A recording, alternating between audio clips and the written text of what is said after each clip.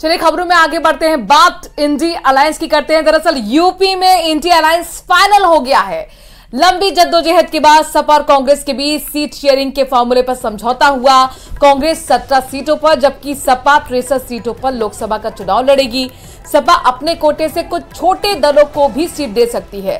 वहीं मध्य प्रदेश की खजुराहो सीट पर सपा चुनाव लड़ेगी।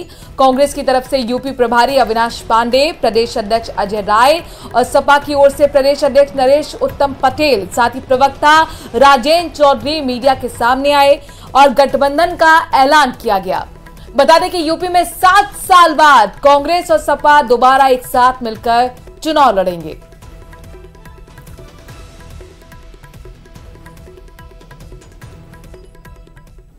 कि उत्तर प्रदेश में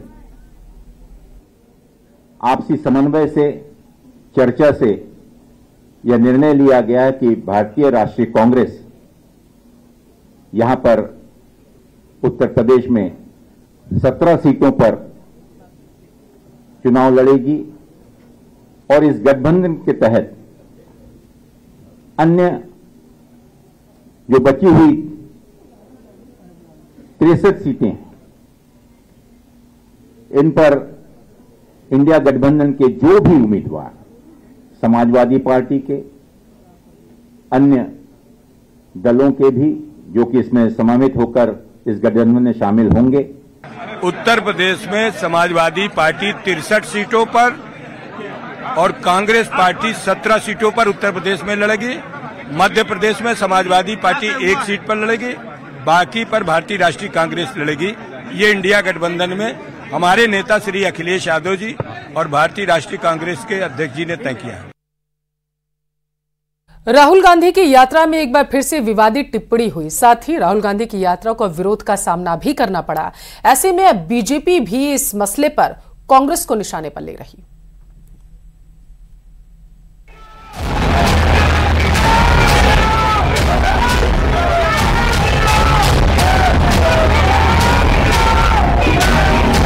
राहुल गांधी की यात्रा का विरोध और विवादित बयान पर जारी सियासी गतिरोध के बीच राहुल गांधी ने एक और बयान दिया है। यूपी के युवाओं को नशेड़ी बताने वाले राहुल गांधी अब युवाओं पर सोशल मीडिया का हवाला देकर टिप्पणी कर रहे हैं और अमिताभ बच्चन, ऐश्वर्या राय के लिए अपमानजनक शब्दों का इस्तेमाल कर रहे हैं। कभी कहेंगे उधर देखो भैया अमिताभ बच्चन नाच रहा है, वो देखो भैया उसके साथ ऐश्वर्या राय नाच रही है। आप लोग इधर उधर देखोगे, ओ हाँ भैया वहां पे पाकिस्तान में बड़ा ओ भैया देखो चाइना में ये हो रहा है, ओ देखो भैया ऐश्वर्या राय नाच गई। मीडिया में आपको यही दिखेगा। 73% की मीडिया में बात नहीं होगी। आज का युवा नशे में, मैंने वहां देखा, बनारस में देखा, सड़क पे देखा, नहीं तो अगर शराब नहीं पी रहा तो फिर इस मोबाइल फोन पे 7-8 घंटा भैया वीडियो देखता रहता है, वीडियो देखता रहता है, एक दूसरे को भेजता रहता है। दरअसल राहुल गांधी की यात्रा उत्तर प्रदेश में जहां से भी गुजर रही है, वहां कांग्रेस को विरोध का सामना करना पड़ रहा है। राहुल गांधी के खिलाफ जगह जगह पोस्टर लग रहे हैं और सवाल कांग्रेस के अंदर गुटबाजी पर भी उठ रही है, क्योंकि जब राहुल गांधी को नाव से यात्रा लेकर निकले तो रैली में नाम मात्र भीड़ दिखी।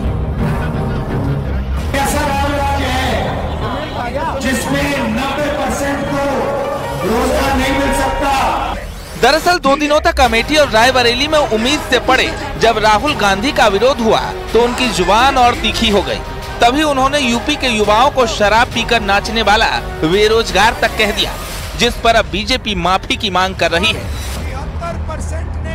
तो जो लोगों से बदतमीजी भरे वर्ड बोलते हैं, जैसे उत्तर प्रदेश में बोल दिया कि उत्तर प्रदेश का युवा नशेड़ी है, नशे में पड़ा हुआ है, नाच रहा है, भविष्य नशे में डांस कर रहा है, युवाओं की बेइज्जती करना, पूरे देश के युवाओं की बेइज्जती करना, इस तरह के काम कर रहे हैं। कभी पत्रकारों से भिड़ जाते हैं, कभी उनसे बदतमीजी भरी बात करते हैं। और मैं समझ रहा हूं कि जो है खुद न्याय यात्रा निकालने वाला व्यक्ति जो न्याय यात्रा कह रहा है, लोगों के साथ अन्याय कर रहा है, युवाओं के साथ, तो पत्रकारों के साथ अन्याय करने का काम कर रहा है। राहुल गांधी जी की पार्टी में जो नेता उनके पिताजी के साथ रहे, उनकी दादी के साथ रहे, उनकी माँ के साथ रहे, उनके साथ इतना बेइज्जती का व्यवहार हो रहा है, उनके साथ इतना अन्याय हो रहा है। पहले राहुल जी को अपने वरिष्ठ नेताओं के अन्याय के खिलाफ न्याय करना चाहिए, तब जाकर के उन्हें कुछ कहना चाहिए।